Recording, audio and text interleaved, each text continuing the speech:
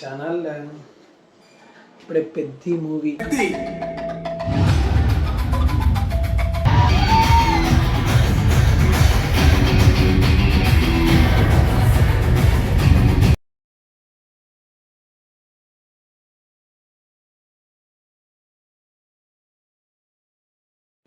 Morning ఎప్పుడో చూశాను and ఎప్పుడు రివ్యూ ఇస్తున్నాను. కొంచెం బిజీగా జరుగుతూ బయటంతా. పెద్ది అనే మూవీ విషయానికి వస్తే పెద్ది మూవీ చాలా బాగుంది. నా పరంగా అయితే నాకు నచ్చింది. దీనిలో మెయిన్ ప్లస్ పాయింట్స్ ఏంటంటే, ఒకటి ఫస్ట్ రామ్ చరణ్ యాక్టింగ్. ఈ సీన్లో రామ్ చరణ్ కళ్ళల్లో యాక్టింగ్ అనేది చూపిస్తాడు. అసలు రియల్లీ సూపర్ పర్ఫార్మెన్స్ అని చెప్పాలి రామ్ చరణ్. చూడండి గైస్.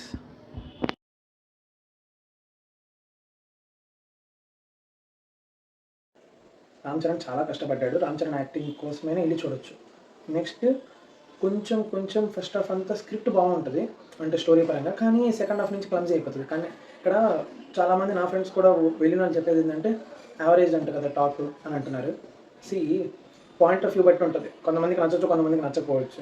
నేను లాస్ట్ టైం నాకు వేరే సినిమా ఒకటి ఉంది, అది నచ్చలేదు, కానీ జనాలకు చాలామందికి నచ్చింది. ఎవరి పాయింట్ ఆఫ్ వ్యూ వాళ్ళది. సో మనం ఎవరిని ఏం జడ్జ్ చేయలేం. మిక్స్డ్ టాక్స్ వస్తున్నాయి బాగా పెద్దికి. ఎందుకంటే కొంతమందికి బాగా నచ్చుతుంది, కొంతమందికి నచ్చట్లేదు. అసలు ఏంది తీసి గేమ్ చేంజర్ తీసినట్టు ఎన్ని క్యారెక్టర్స్ ఉంటాయి, ఎన్ని మిక్స్డ్ థియరీస్ ఉన్నాయి అని. అలా ఏం లేదు, బాగుంది. ఒకటి క్రికెట్, ఒకటి పహిల్వాన్, ఒకటి రన్నింగ్. పహిల్వాన్ చాలా బాగా చేశాడు.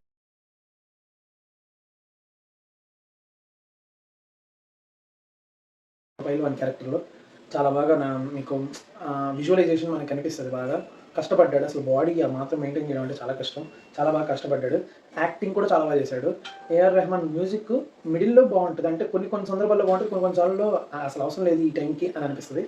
బట్ ఓకే, మొత్తం ఓవరాల్గా సినిమా మొత్తం చూసుకుంటే మ్యూజిక్ చాలా బాగుంటుంది.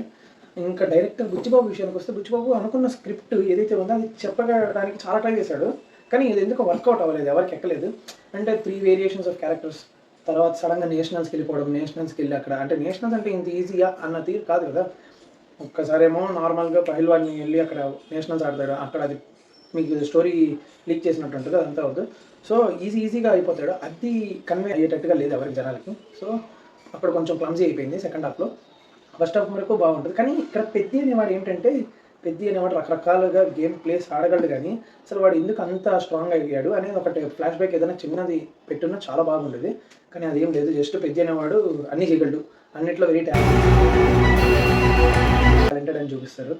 అది కాన్సెప్ట్ ఓరియంటెడ్గా కూడా కొంతమందికి ఎక్కకపోవచ్చు. అంటే పెద్ది అనేవాడు ఆయన సూపర్ మ్యాన్ ప్రతిదీ ఎక్కడానికని. ఇంకా క్యాస్ట్ అండ్ క్రూ వాటి గురించి వస్తే ప్రతి ఒక్కరు వాళ్ళ క్యారెక్టర్కి న్యాయం చేశారు. జగపతి బాబు గారు కానీ ఒక్క క్యారెక్టర్కి న్యాయం జరగలేదు. ఏ క్యారెక్టర్ అంటే హీరోయిన్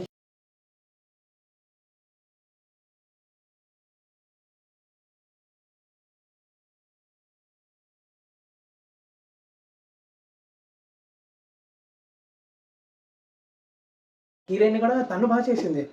తీసుకునే విధానంలో వల్గారిటీ ఎక్కువ అయిపోయింది. తను తీసుకోవాల్సిన విధానం వల్గారిటీ తీసుకున్నారు బాగా. అది కరెక్ట్గా లేదు. తను ప్రతిసారి వల్గర్గానే చూపించారు. బట్ మేబీ అది ఏమన్నా అట్రాక్షన్ కోసం ఏమన్నా ట్రై చేసి ఉండొచ్చు, మనం చెప్పలేం. బట్ చూసుకోవాలి.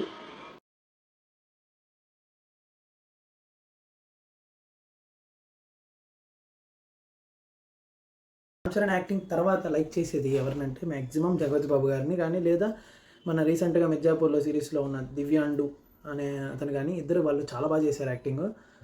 మిగతా వాళ్ళు అంటే జాన్వీ కపూర్ అంతేమీ ఉండదు. తన రోల్ కూడా నార్మలే, కొంచెం రోలే. తనకు కొంచెం హైప్ ఇచ్చారు కానీ అంతేం ఉండదు.